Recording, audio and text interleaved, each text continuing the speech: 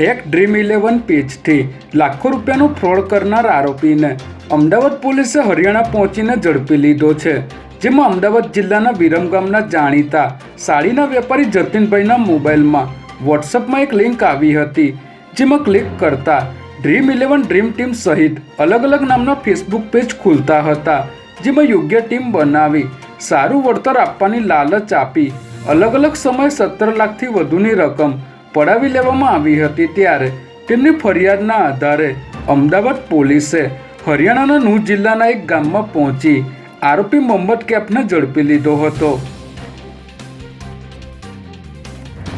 જાહેર રોડ ઉપર કચરો ફેંકીને ગંદકી અને ન્યુસન્સ કરતા તેમજ પ્રતિબંધિત પ્લાસ્ટિકનો ઉપયોગ કરનારા દુકાનદારો અને એકમો વિરુદ્ધ મ્યુનિસિપલ કોર્પોરેશનના સોલિડ વેસ્ટ મેનેજમેન્ટ વિભાગ દ્વારા કાર્યવાહી કરવામાં આવી છે। ત્યારે જાહેર રોડ પર ગંદકી કરવા બદલ અને પ્રતિબંધિત પ્લાસ્ટિકના વપરાશ બદલ શહેરના પશ્ચિમ વિસ્તારમાં આવેલ પાલડી અને વાસણામાં પશ્ચિમ ઝોનના સોલિડ વેસ્ટ મેનેજમેન્ટ વિભાગ દ્વારા 22 દુકાનો અને મધ્ય ઝોનના સોલિડ વેસ્ટ મેનેજમેન્ટ વિભાગ દ્વારા 30 મળીને કુલ 52 દુકાનો સીલ કરવામાં આવી છે।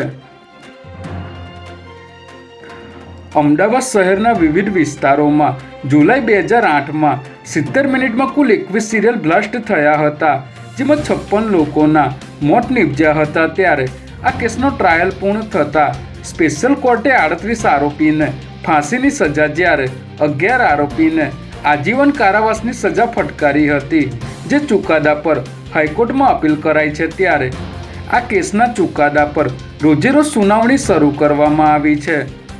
ફાંસીની સજાના સ્પેશિયલ કોર્ટના ચુકાદાના આશરે 7 લાખ કરતાં પણ વધારે કાગળોનો રેકોર્ડ હાઈકોર્ટ સમક્ષ રજૂ કરવામાં આવ્યો છે।